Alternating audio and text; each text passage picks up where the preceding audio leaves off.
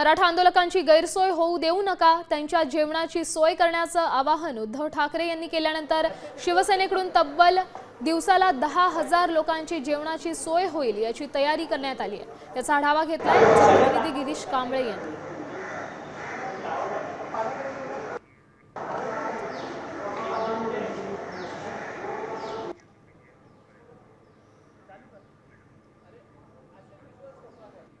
मराठा आरक्षणासाठी मनोज जरांगे पाटील यांच्या आंदोलनाचा आजचा तिसरा दिवस आहे।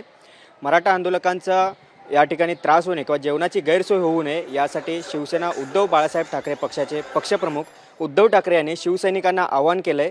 कमीत कमी आम्ही या ठिकाणी 1 लाख लोकांची जेवणाची तयारी ठेवलेली आहे। जसं आवश्यकता वाटेल त्या पद्धतीने ह्या ठिकाणी आम्ही जेवण बनवणार आहोत आणि देणार आहोत, कारण जास्त प्रमाणात जेवण बनवल्यानंतर बाहेरून पण जेवण भरपूर आलेले आहे। त्यामुळे ह्या ठिकाणी जेवढी आवश्यकता असेल त्याप्रमाणे इथे जेवण ताजं बनवून त्यांना देण्याची व्यवस्था आम्ही केलेली आहे। आपण 2 दिवसापासून या ठिकाणी रोज संध्याकाळचं जेवण, दुपारचं जेवण, नाश्ता आपण या ठिकाणी ते ह्या ठिकाणी उपस्थित झाल्यापासून आपण शिवसेना उद्धव बाळासाहेब ठाकरे पक्षाकडून हे करत आहोत आणि जोपर्यंत ते ह्या ठिकाणी आहेत तोपर्यंत आपण जेवणाची व्यवस्था मराठी बांधवांसाठी करणार आहोत। व्हिडिओ जर्नलिस्ट नितीन बोदारेसह गिरीश कांबळे, साम टीव्ही।